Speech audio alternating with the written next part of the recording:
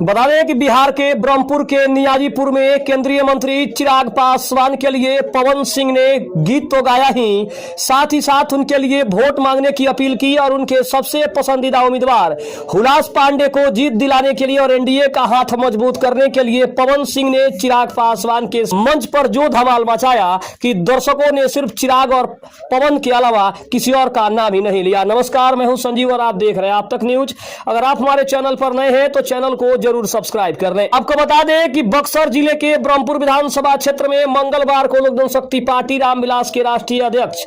चिराग पासवान और भोजपुरी फिल्मों के सुपरस्टार कहे जाने वाले पवन सिंह ने एक जनसभा को संबोधित किया। यह सिमरी अंचल के नियाजीपुर स्थित खेल मैदान में आयोजित की गई थी। चिराग पासवान ने अपने संबोधन में कहा कि पिछले 10 वर्षों में ब्रह्मपुर विधानसभा में कोई ठोस कार्य नहीं हुआ है। उन्होंने कहा कि जो भी विकास दिख रहा है वह मुख्यमंत्री नीतीश कुमार और प्रधानमंत्री नरेंद्र मोदी की देन है। उन्होंने जनता से अपील की कि एक बार हमारे प्रत्याशी हुलास पांडे को आशीर्वाद दीजिए, उन्हें एक एक मत से विजयी बनाइए। मैं वादा करता हूं कि ब्रह्मपुर विधानसभा को बिहार की नंबर 1 विधानसभा बनाकर दिखाऊंगा। इस अवसर पर भोजपुरी के पावर स्टार पवन सिंह ने भी मंच से जनता को संबोधित किया। उन्होंने कहा कि अब बदलाव का वक्त आ गया है। हुलास पांडे जैसे नेता को विधानसभा भेजिए जो आपके बीच से है और आपके विकास की बात करते हैं। कार्यक्रम के दौरान सुरक्षा व्यवस्था के लिए पुलिस निरीक्षक ओम प्रकाश सिंह सहित नियाजीपुर के विभिन्न चौक चौराहे पर पुलिस बल तैनात थे और साथ ही साथ जो जनता का हुजूम था, जो जनता की भीड़ थी, उसे देखकर हर जगह सिर्फ चिराग पासवान और पवन सिंह के नामों की गूंज उठी। पवन सिंह ने चिराग पासवान के लिए गाना भी गाया। जो उनका गाना आया हुआ है वो भी उन्होंने वहां पे मंच से गुनगुनाया और साथ ही साथ उसमें चिराग पासवान, उपेंद्र कुशवाहा का भी नाम जोड़ा और नाम जोड़कर जैसे ही उन्होंने गाना गाना शुरू किया, जितने भी भीड़ थी, जो लाखों की संख्या में भीड़ आई थी, वो सिर्फ चिराग और पवन सिंह के नामों के अलावा किसी और का नाम नहीं ले रही थी। साथ ही साथ चिराग पासवान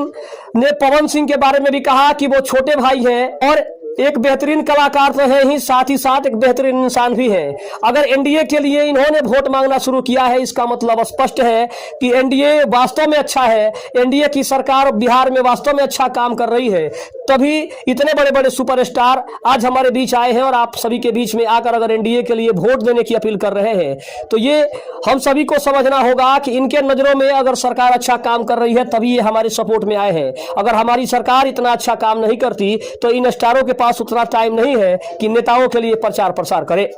साथ ही साथ केंद्रीय मंत्री चिराग पासवान के लिए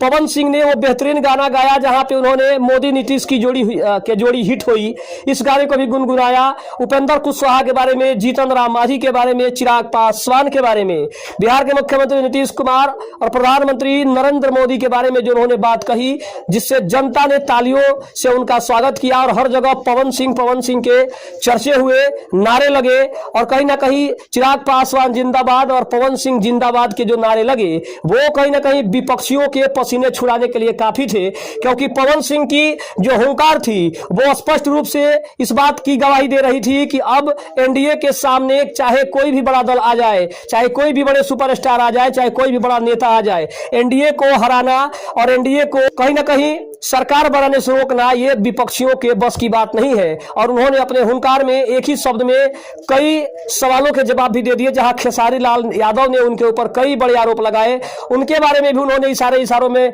बहुत सारी बातें कही और साथ ही साथ तेजस्वी यादव और महागठबंधन की सरकार पर जो उन्होंने तंज कसा, बड़ी सभी संख्या जो थी वहां पे नेताओं की और साथ ही साथ जो लाखों की भीड़ थी, उन्होंने तालियों से इस बात का समर्थन किया कि पवन सिंह और चिराग पासवान ने जो भी इस मंच से महागठबंधन और तेजस्वी यादव के बारे में कहा है वो बिल्कुल सही है, क्योंकि इसका जो गवाह है वो जनता है और जनता ने तालियां बजाकर इस बात कहीं ना कहीं सबूत दे दिया। खबर कैसी लगी कमेंट में जरूर बताइएगा। तब तक के लिए धन्यवाद। जय हिंद, जय भारत।